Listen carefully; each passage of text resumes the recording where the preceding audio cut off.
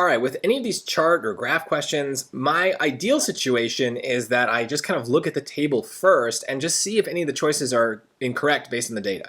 So some of you might not be able to do that. Sometimes you can't do that because you need some information in the passage.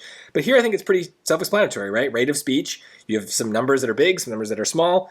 Rate of information conveyed, again, some are big, some are small. And look at the choices here. They're asking about these numbers. So let's just see. Choice A, among the 5 languages in the table, Thai and Hungarian have the lowest rates of speech. So is that true? Thai and Hungarian, the lowest rates of speech? Well, no, right? Because Vietnamese is lower than Hungarian. So the lowest two would be Vietnamese and Thai, not Thai and Hungarian. So that's just factually incorrect based on the data. B, Vietnamese conveys information at approximately the same rate as Spanish. Okay, so conveys rate of information is this, so that's here. So 42 and 42.5, yeah, okay, approximately the same, that sounds right.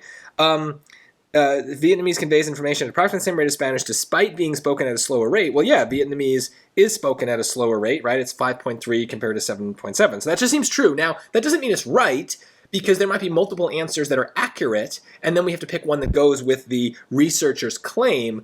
But let's see, if we can get rid of some of the noise of these choices, some of the ones that are just wrong, that might help us understand the claim better as well. So let's keep going. C, among the 5 languages in the table, the language that is spoken the fastest is also the language that conveys the information the fastest. So spoken the fastest would be rate of speech.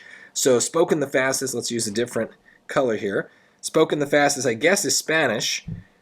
And conveys information the fastest is not Spanish, is Vietnamese. So no, that's just, again, untrue. D, Serbian and Spanish are spoken at approximately the same rate. So Serbian and Spanish, same rate. Okay, approximately 7.2, 7.7 seems right. But Serbian conveys information faster than Spanish does. Well, no, Serbian seems to convey it slower, right? The rate is lower, so it doesn't convey it faster, it conveys it slower. So look, B is the only thing that is even accurate with the data, so I don't need to read the passage. Now, if you're short on time, yeah, just move on. If you have a couple extra seconds or you want to come back to this, it's not bad to just read it and see what was the researcher's claim. Is there something that we can then tie this choice to? So they blah, blah, blah, they did all this stuff. They found that although they vary widely in the speed at which they are spoken, the amount of information languages correctly convey tends to vary much less. Thus, they claim that 2 languages with very different spoken rates can nonetheless convey the same amount of information. So 2 different spoken rates, right? They have the same rate despite being spoken at different rates, right? So it's perfect. It does match also what we're saying down here. But if I can get to that without having to read the passage, I think it's better. I just think that the less information you have to cram into your brain, the better, right? It's a long test. There's a lot of stuff going on.